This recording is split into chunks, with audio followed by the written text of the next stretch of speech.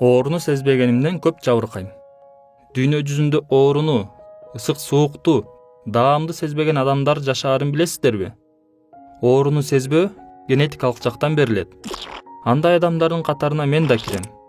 Балмуздактын даамын да, муздагын да сезбейм.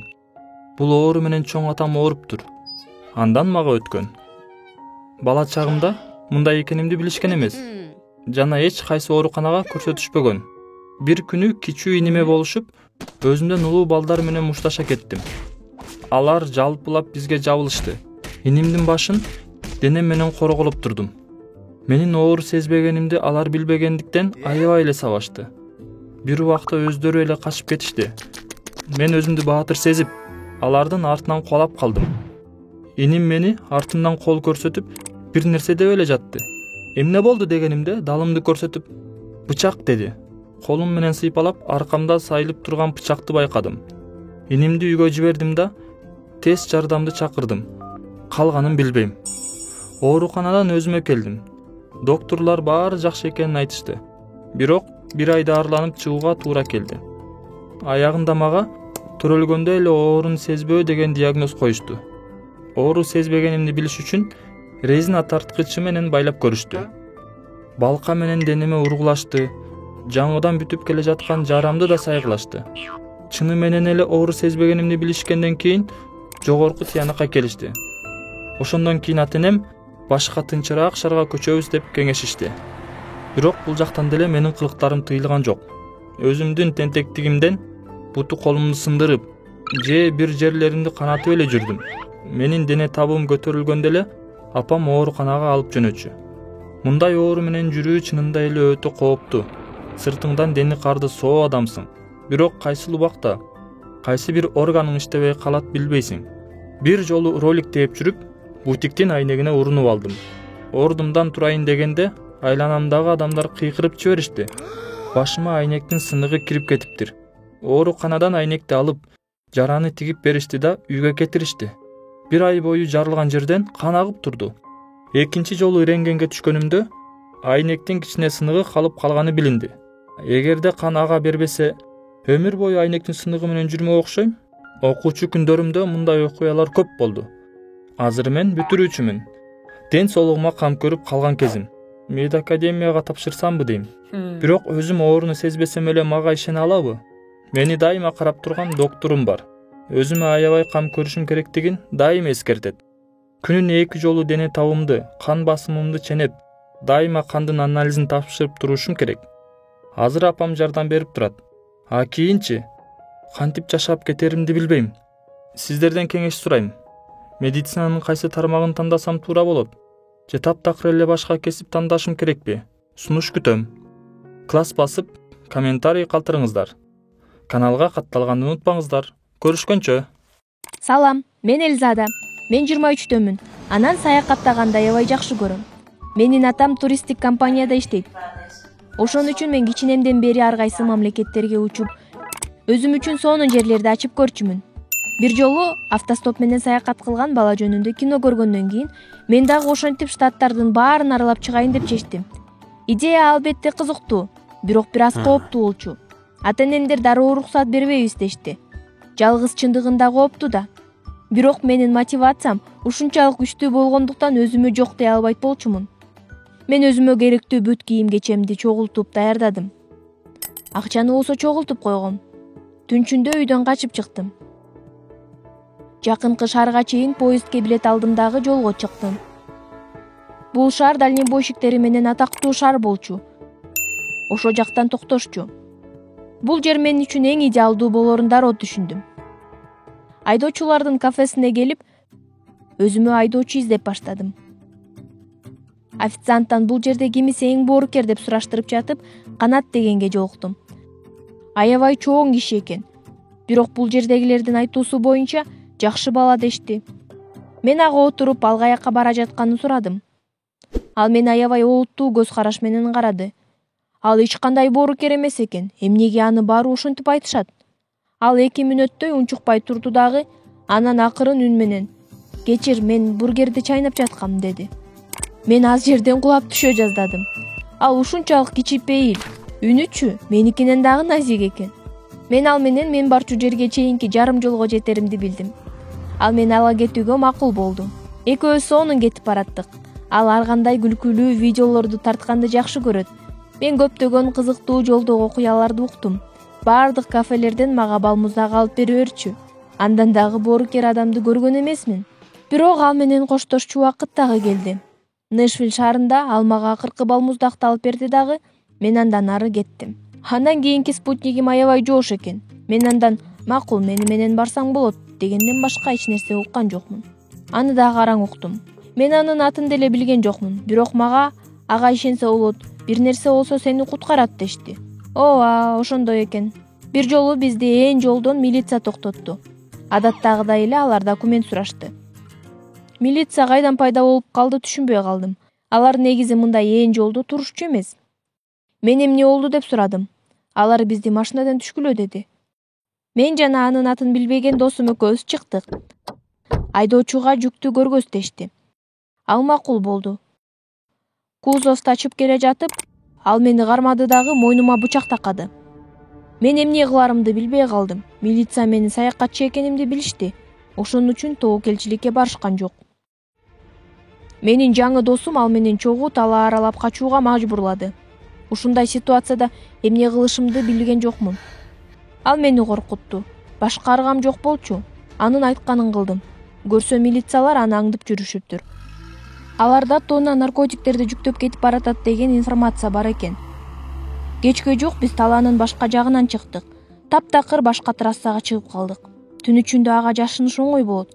Ошон үчүн кечке чейин бизди милициялар табышат, мени куткарышат деп үмүттөнүп жаттым. Бирок ал акылдуу киши экен. Попуткаларды тосуп баштады. Ал эгер айдоочуга мени кармап алгандыгын айтсам, мени дагы, айдоочуну дагы өлтүрүп салам деди. Бир топ убакыттан кийин бейтааныш грузовик токтоду. Биз ага отурдук. Салонду дароо тааныдым. Ал Канат экен. Ал мени карап туруп көз кысып койду. Мен унчукпаш керек экенимди түшүндүм. Таңга жакын биз башка шаарга келип калдык. Бирок ага чейин биз заправкага токтодук. Канат акча төлөгөнү чыгып бара жатып, бир нерсе жебейсиңерби деп сурады. Мен жегим келтат дедим. Анан баарыбыз кафеге түштүк. Биз столго отуруп жеп баштадык. Кафе, андагы адамдар баары кызыктуудай экен. Бир маалда артыбызда отурган бир бала биздин наркоторговецти мойнунан бурап кармады дагы пистолет такады. Мен куткарылдым. Көрсө кафедеги адамдардын баары милиционерлер болчу экен. Канат болсо бул операцияда аларга жардам берип жатыптыр. Мени кармап алганын укканда ал өзү жардам берем деп чыгып, попутка планын сунуш кылыптыр. Анткени кылмышкер үчүн попутка менен качкан эң оңой жол болчу экен. Мына ушинтип менин таң калыштуу саякатым дагы бүттү. Ата-энем болсо бул окуя тууралуу билишпейт. Аларга менин үйдөн качканым эле жетиштүү болду окшойт. Эч качан көп сүйлөбөгөн адамдардын грузовигине түшпөңүздөр. Анткени эмне күтүштү такыр билбейбиз да. Эгер силерге видео жакса, лайк басып, ой пикирлериңерди калтырып койгула. Биздин каналга бат-бат кирип туруңуздар. Рахмат. Салам, менин атым Айдай.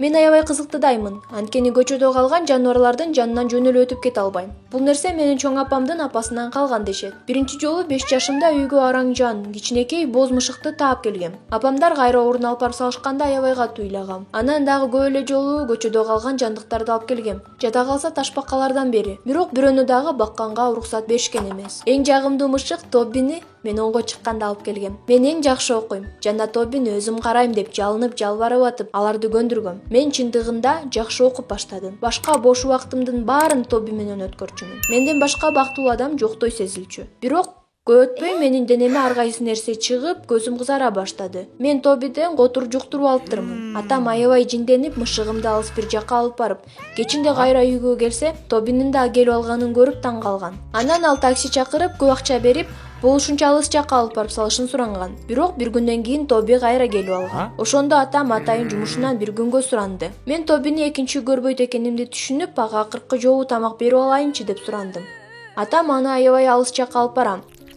Биздин шаарга келе албагандай кылам деди да, Тоббини чоң жол сумкасына салып алып кетти. Бир күн бою ыйладым. Тоббинин сүрөтүн тартып, алдына ага арнап ыр жаздым. Мен чоңойгондо өзүмдүн балдарыма жаныбарларды бакканга уруксат берем деп апама айттым. Алардын кылганы гумандуу эмес экенин дагы айттым. Апам мени кечке чейин сооротуп, татынакай курчактарды алып берем деп убада берди. Атам болсо дагы деле жок. Апам сарсанаа болуп чалып баштады. Телефону өчүк. Ал эч ак эле келиши керек эле. Саат кечки 10 болгондо апам милицияга кайрылды. Бир күндөн кийин милиция атамдан эч кандай кабар жок экендигин айтты. Милиция кызматкерлери үйгө келишип, ар кайсы нерселерди сурап башташты. Кимдир бирөө чалган эмес беле? Душмандары жок беле? Чоң карыздары жок беле деп. Апам бардык суроолорго жок деп жооп берип жатты. Атүгүл ал башка аялдары жокпу деп сурады. Апам жок деди. Атамдын кеткенине 2 күн болуп кетти. Апам менен чоң апам тынбай дары ичип анан ыйлап жатышты. Ойлоруна эмнелер гана келген жок билбейм. Бир маалда бирөө эшикти такылдатты. Эркек кишинин корулдаган үнү, анан мышыктын мияулаганы угулду. Баарыбыз бири-бирибизди карап калдык. Апам эшикти ачса, атам турат. Кебетеси кеткен, кийиминин баары айрылган, чекеси тытылып, каштары күйүп калыптыр. Колунда болсо жип. Ал жипке Тобини байлап алыптыр. Тоби болсо жулунуп алган. Баарыбыз чуркап барып кучактап басып калдык. Ал бизди токтотуп ашканага барды да лапылдатып жей баштады. Милиция кызматкери бунун баары эмнени түшүндүрөт деди. Атам демин басып, диванга отуруп, эмне болгонун айтып баштады. Ал таң эрте Тобини болушунча алыс жакка алып барам деп үйдөн чыккан. Биринчи автобус менен шаардан чыгат. Анан грузовик менен Тоо жакка чейин жетет. Тоону жөө ашып, көпүрөдөн өтүп баратып, сууга ыргытып ийсемби деп ойлонуп, кайра Тобини аяп, ошондон ары кете берет. Тоби кайра келип калбаш үчүн ал таштар менен чоң кылып тосуп, баардык жагын жаап коет. Болду эми, келбейт деп жыргап кетип калат. Артынан мыймыйлаган үн угулат. Атам токойлорду аралап бир ичке жолдон жана куурап калган бактан өтүп, анан оңго бурулуп басып кете берет. Кетип баратып мышыктын үнүн угат. Көрсө ал кайра Тобини камап койгон жерге келип калыптыр. Дагы деле тирүүсүңбү деп эс алып алып кайра жөнөйт. Кетип баратып кайра Тобини таштап кеткен жерге келип калат. Түшүнбөй эки жакты карап, кол чаап көрөт. Тобинин мыймыйлаган үнү чыгат. Дагы деле тирүүсүңбү?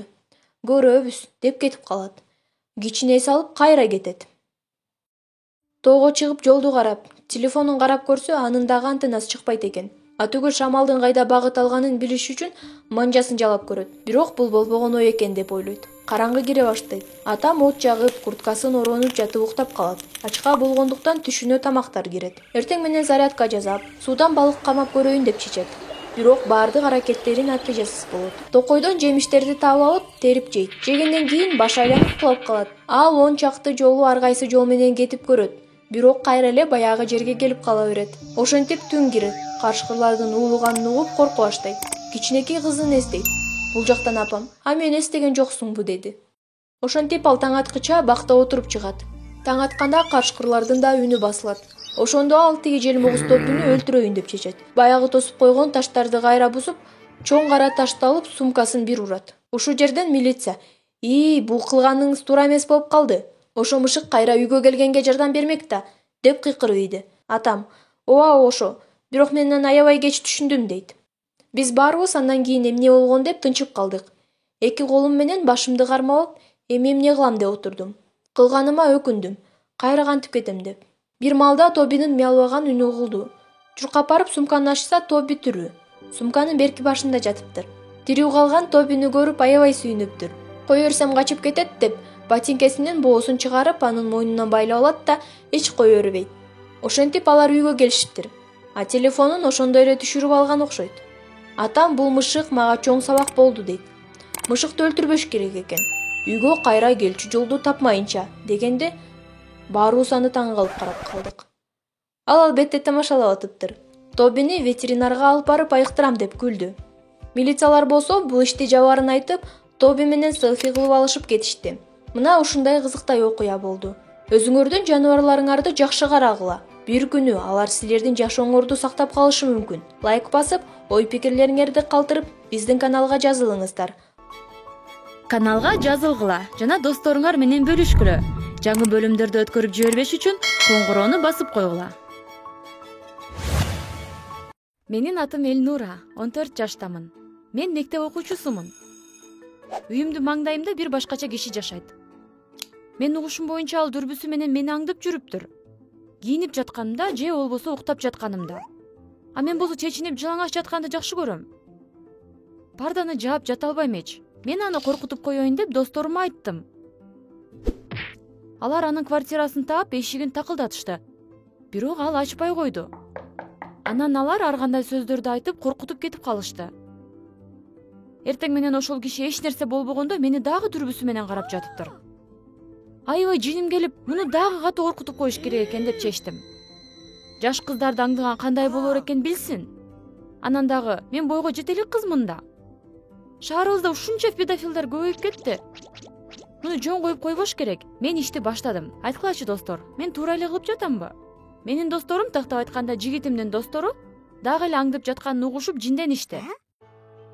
Башында почтасына майып кылып салабыз деп коркутуп кат жазышты. Анан бензин менен эшигин өрттөштү, бирок ал темирден экен. Балдар педофилди аңдып анан кармайлык дешти. Качан ал магазинге чыкканда. Тиги болсо кечке эле үйүндө отура бербейт да. Биз анын келбети кандай экенин билчүбүз. Мен аны телефонума тартып алгам да, бирок алыс жактан. Ал чоң киши болчу. Тактап айтканда, абышка эле. Мына сага, абышка педофил. Бир күнү балдардын бири чалып аны көчөдөн кармап алганын, анан аны коркутканын. Эң башкысы экинчи кошуна Элнура деген кызды карабай жүр деп бетке айтканын айтты. Чынында ал абышка күчтүү экен. Колундагы таягы менен башка уруп, анан мылтыгын алып чыгыптыр. А менин досум араң качып кутулуптур. Ошондуктан жок дегенде 2-3 бала керек эле аны жазалаш үчүн. Чынында бир нече күн ал жоголуп кетти. Сиягы коркуп калса керек, мага туруп бере турчулар бар экенин билип. Бирок 3-күнү күнү кайра мени дүрбүсү менен карай баштады. Эмне? Дагыбы? Сен даана жинди болуп калгансыңбы, абышка? Мен жигитиме чалып жиним менен кыйкырып уруштум. Бир болбогон абышкадан кызын коргой албаган баланын мага кереги жок, дедим. Жигитим Чика, мен сени уктум, деп туруп акырын трубканы коюп койду. Нерв болгонумдан өзүмдүн бөлмөмдө жакшы жашай албай жаттым. Мен парданы жаап алсам деле болмок, бирок эмнеге жагам? Мен өзүмдүн үйүмдө кандай жүрөм, өзүм билем да. Анысы деле бир күн бою кийимчен жүрөм. Жок дегенде үйдөн денемди эс алдырганга акым бар да. Бир нече күн бою педофилди аңдып, анан кармап, ушундай тепкилеп сабап салышты эле, ал больницага жатып калыптыр. А Чика болсо квартирасынын ачкычын алып калыптыр. Мен аныкына барып дүрбүнү алып келели дедим. Биз акырын квартирасына кирдик. Билгендей эле жөнөкөй экен. Дүрбү турган бөлмөгө кирдик. Ал болсо терезеде текчеси менен туруптур. Мен дүрбүдөн карадым. Баары 5 колдой көрүнөт экен. Бирок мен өзүмдүн бөлмөмдүн терезесин араң таптым. Дүрбүнү алып куржунума салып алдым. Бирок менин көңүлүм дуалда турган сүрөттөргө бурулду. Бул эмне? Бир дагы сүрөттө мен жокмун го? Баары бир кемпирдин сүрөттөрү экен. Токтосоңор, бул деген менин кошунам Гүлмира апа да. Ооба, дал ошол. Эч бири-бирине окшогон сүрөттөр. Биздин терезебиз жанаша турат да. Сүрөттөрдө күнү жана жазуулар бар экен. Алтыным Гүлмира, гүл менен кандай сулуусуң. Менин Гүлмирам, сен бүгүн менин жакшы көргөн көйнөгүмдү кийиптирсиң. О Гүлмира, кайгырбачы, андай сага жарашпайт. Гүлмира, сүйүктүүм, сен мени кечирер күн келер бекен. Гүлмира мышык менен ойноп жатат. Мен таштай болуп катып туруп калдым. Бул бөлмө жөнөкөй болгону менен сүйүү нуру чачырап турат экен. Текчеде сүрөт турган эле. Ал жерде Абышканын жана Гүлмира апанын жаш кези экен. Бир убактары булар аял күйөөсү окшойт. Анан ажырашып кетишкен го. Бул Абышка ушунчалык кыйын экен, ушул убакка чейин сүйүктүүсүнө туруктуу болуп жүргөн. Байкуш Абышка, мен эмне кылып салдым? Бирок мен эми билем, кантип экөөңү элдештиришти. Эгер силер мени колдосоңор, лайк басып каналга катталгыла жана комментарийге ой пикириңерди калтыргыла.